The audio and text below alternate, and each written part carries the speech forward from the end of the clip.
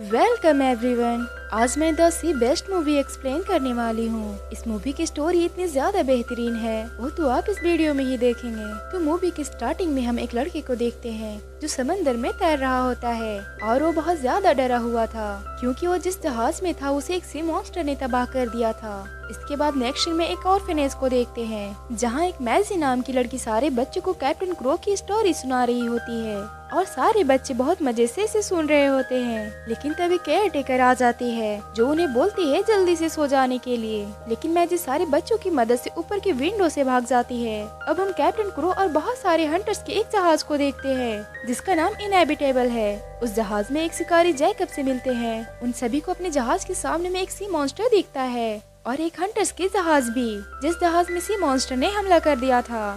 Jacob captain crow से कहता है कि हमें उन शिकारियों की मदद करनी चाहिए, लेकिन कैप्टन क्रो कहता है कि हमें आगे बढ़ना चाहिए। लेकिन जैकब कैप्टन को समझाता है कि हम सब शिकारी एक हैं, हमें उनकी मदद करनी ही चाहिए। जिसके बाद वो अपने जहाज को उनकी तरफ घुमा लेते हैं। तभी उन्हें एक ग्रीन कलर का सी मॉन्स्टर दिखता है तो सारे हंटर उस सी मॉन्स्टर पे अटैक करते हैं। लेकिन वो मॉन्स्टर उनसे नहीं डरता बल्कि उनके जहाज पे ही अटैक कर देता है। सारे हंटर्स उस सी मॉन्स्टर से लड़ रहे होते हैं लेकिन जैकब पानी में गिर जाता है। सी मॉन्स्टर तो जैकब के पीछे ही पड़ जाता है पर जैकब थोड़ी हिम्मत करते हुए सी मॉन्स्टर के ऊपर ही चढ़ जाता है। लेकिन वो मॉन्स्टर जैकब को फिर से पानी में गिरा देता है। अब मौका देखकर कैप्टन क्रो अपने भाले से उसके पेट पर वार करता है और उसे मार देता है। फिर देखते हैं कि कैप्टन उस मॉन्स्टर के सिंग को काट लेता है लेकिन वो मॉन्स्टर अभी भी मरा नहीं था। वो अपनी पूंछ से कैप्टन को समुद्र के अंदर ले जाता है। नेक्स्ट सीन में कैप्टन को देखते हैं जिसे होश आता है उसी के जहाज में। वो अब सारे शिकारियों को बोलता है जहाज को घर की ओर ले जाने को। अंदर घायल शिकारियों को डॉक्टर मरहम पट्टी कर रहे होते हैं। जैकब उन सभी से कहता है अब तुम लोग मुंह लटका कर मत बैठो, हम वापस जरूर आएंगे और उस रेड मॉन्स्टर से लड़ेंगे। जैकब कैप्टन के साथ डिनर कर रहा होता है। कैप्टन क्रो कहता है कि तुमने सही किया उन हंटर्स को बचाकर, और कहता है हम उस सी मॉन्स्टर के लिए बाद में फिर आएंगे। पहले घर जाकर इस मॉन्स्टर को मारने का इनाम लेंगे और अपने जहाज का रिपेयरिंग करवाएंगे।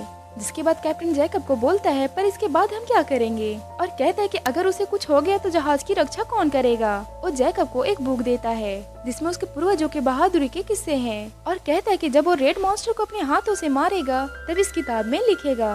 उसके बाद वो इस किताब को जैकब को दे देगा क्योंकि वो जानता है कि जैकब आगे चलकर इस जहाज का कैप्टन बनेगा। अगले दिन वो सभी शहर पहुँचते हैं। वहाँ के लोग उन्हें देखकर बहुत खुश होते हैं और मैजी भी उन्हें देखकर बहुत खुश होती है। अब एक शिकारी शारा कहती है कि वो अब जाएंगे महाराजा और महारानी के पास इस मॉन्स्टर को मारने का इनाम लेने। लेकिन ये लोग यहाँ ज्यादा देर नहीं रुकेंगे क्योंकि इन्हें दूसरे मॉन्स्टर को मारने जाना है। सभी खुशी में ड्रिंकिंग करते हैं और मैजी जैकब से मिलती है। वो दोनों सी मॉन्स्टर के बारे में बातें करते हैं। मैजी भी बताती कि उसके भी पेरेंट्स शिकारी थे लेकिन वो लोग मारे गए कि इसी वजह से मैजी में एक शिकारी जैसा जज्बा है। मैजी कहती है कि वो भी शिकारियों के साथ जहाज में जाना चाहती है लेकिन जैकब मैजी को समझाता है कि तुम अभी बहुत छोटी हो। लेकिन मैजी कहती है कि वो जाकर कैप्टन क्रो से पूछ लेगी क्योंकि कैप्टन तो वही है। लेकिन जैकब मैजी को बोलता है तुम अपने घर जाओ। इसके बाद जैकब और कैप्टन जाते हैं महाराजा और महारानी के पास सी मॉन्स्टर के सिंग को लेकर। लेकिन महारानी थोड़ी नाराज थी क्योंकि शिकारियों ने उस रेड मॉन्स्टर को नहीं मारा जो उनकी आंखों के सामने था और उन्होंने अपने प्रोटोकॉल को चुना और दूसरे शिकारियों की मदद की। राजा और रानी कहते कि अब से हंटर समंदर में नहीं जाएंगे क्योंकि उनके पास नेवी का बहुत बड़ा जहाज है जिसमें तोप लगे हुए हैं जिससे बहुत आसानी से मॉन्स्टर को मार सकते हैं। लेकिन कैप्टन उस जहाज को देकर कहता है ये जहाज मॉन्स्टर के सामने टिक भी नहीं सकता। लेकिन वो एडमिरल इस पे कहता है कि वो हर सी मॉन्स्टर की वजूद को मिटा देगा। लेकिन कैप्टन उसे समझाता है कि तुम्हारी वजह से बहुतों की जान खतरों में पड़ जाएगी और वो बहुत गुस्सा होने लगता है जो महारानी को पसंद नहीं आता। लेकिन जैकब महारानी को समझाता है कि वो लोग सालों से यही काम करते आ रहे हैं और महारानी को एक सुझाव देता है अगर एडमिरल सी मॉन्स्टर को उनसे पहले मार देता है तो शिकारी अब से समंदर में नहीं जाएंगे। और ये आइडिया राजा को बहुत पसंद आता है। जिसके बाद कैप्टन क्रो और जैकब अपने जहाज को रेडी करते हैं लेकिन उस जहाज में मैजी भी आ जाती है। कैप्टन को उसका जोश देखकर बहुत पसंद आता है और ये सुनकर कि वो शिकारी की बेटी है तो कैप्टन सारा को बोलता है कि तुम मैजी को जहाज के तौर तरीके सिखा दो। ये सुनकर जैकब हैरान हो जाता है। सारा मैजी को एक छोटा सा चाकू देती है और कहती है कि तुम कभी मुसीबत में पड़ जाओ तो इस चाकू से खुद को बचा लेना। मैजी कहती है आप तो बहुत अच्छी हो।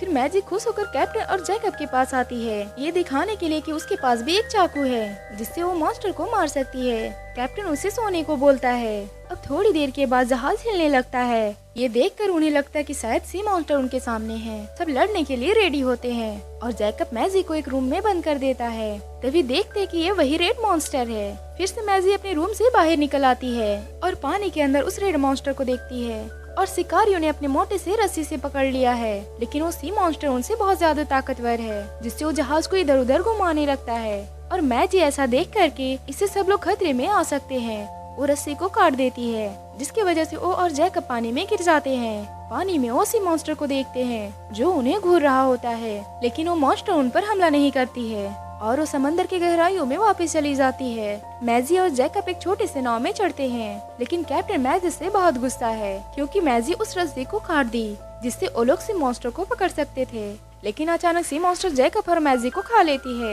ये देखकर कैप्टन शॉक्ड हो जाता है, लेकिन वो दोनों अभी भी जिंदा है उस मॉन्स्टर के अंदर। थोड़ी देर के बाद जैकब उसके मुंह से कहीं और चला जाता है और मैजी भी उसके पीछे पीछे जाती है और वो दोनों पहुंचते सी मॉन्स्टर के नाक के छेद के पास और देखते हैं कि वो सी मॉन्स्टर आखिर जा कहाँ रहा है। तब देखते हैं मॉन्स्टर एक आइलैंड की तरफ जा रहा है और जैकब कहता है कि वो बाहर निकलकर इस सी मॉन्स्टर को मार देगा। ये दोनों बात कर रहे होते हैं कि तभी जैकब का भाला उसी मॉन्स्टर के नाक के अंदर की स्किन पर लग रहा होता है, जिसकी वजह से उसे छींक आने लगती है। वो जोर से छींकता है और जैकब बाहर निकल जाता है, लेकिन वो और मैजी रस्सी से बंधे हुए थे, जिस वजह से जैकब लटक जाता है क्योंकि मैजी अभी भी उसके नाक के अंदर ही फंसी हुई है। इसके बाद वो मॉन्स्टर मैजी को भी बाहर निकाल देती है। वो मैजी को अपने दांतों के बीच में फंसा लेती है, लेकिन वो उसे खाती नहीं है। अब ये मौका देखकर जैकब उस मॉन्स्टर को मारने जाता है। ये देखकर सी मॉन्स्टर समंदर की पानी उसकी तरफ फेंकती है, जिससे वो बहकर पीछे चला जाता है, लेकिन फिर भी वो उसे मारी नहीं। इसके बाद मॉन्स्टर उस आइलैंड के अंदर चली जाती है, जिसके बाद दोनों झगड़ने लगते, एक दूसरे पे इल्जाम डालने लगते हैं और रात गुजारने के लिए दोनों एक जगह रुकते हैं। और मैजी जैकब से पूछती है कि उसने सुना है पहले ये मॉन्स्टर तट तक आ जाते थे और कोई भी जगह सेफ नहीं था। इस पर जैकब कहता है उसने भी ऐसा ही सुना है।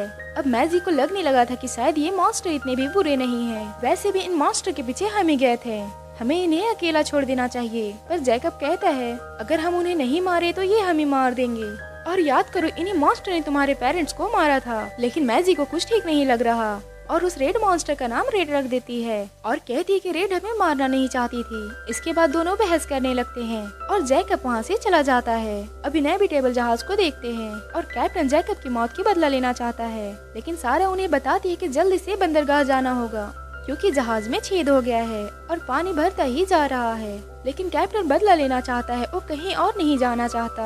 अब अगली सुबह मैजी नींद से उठती है तो देखती है कि एक अजीब सा जानवर उसके खाने को चुरा रहा था। वो जानवर के पीछे जाती है और उसे खाना देती है, लेकिन वो जानवर उसे देखकर भागता ही रहता है। पर थोड़ी देर बाद जानवर समझ आता है कि मैजी उसे चोट नहीं पहुंचाना चाहती और उसके हाथों से खाना ले लेता है और मैजी उसे उठा लेती है क्योंकि वो जानवर उसे बहुत प्यारा लग रहा होता है। लेकिन अचानक से मैजी का पैर एक अंडे पे पड़ जाता है और देखते हैं कि वहाँ पे बहुत सारा अंडा है। तभी वहाँ जैकब भी आ जाता है मैजी को बचाने के लिए और मैजी कहती है कि उसे हमेशा से एक पालतू जानवर चाहिए था। जैकब कहता है ये कोई पालतू जानवर नहीं है और वो कहता है तब तो तुम इसका नाम ब्लू रख लिया होगा। जैकब उस जानवर को लेकर जंगल में दूर फेंक देता है और मैजी को लेकर वहाँ से निकलने लगता है। तभी सारे अंडे टूटने लगते हैं। तो गाइस इसके आगे की स्टोरी नेक्स्ट एपिसोड में देखेंगे कि इस अंडे से कौन से मॉन्स्टर निकलते हैं। और ऐसे ही वीडियो देखने के लिए मेरे चैनल को सब्सक्राइब करें और वीडियो को लाइक करें। Thanks for watching.